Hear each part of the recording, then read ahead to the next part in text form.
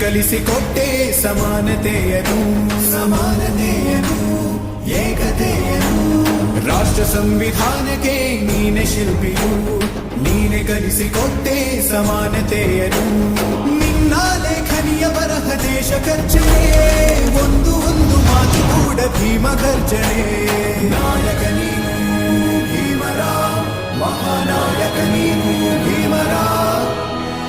ನಾಯಕ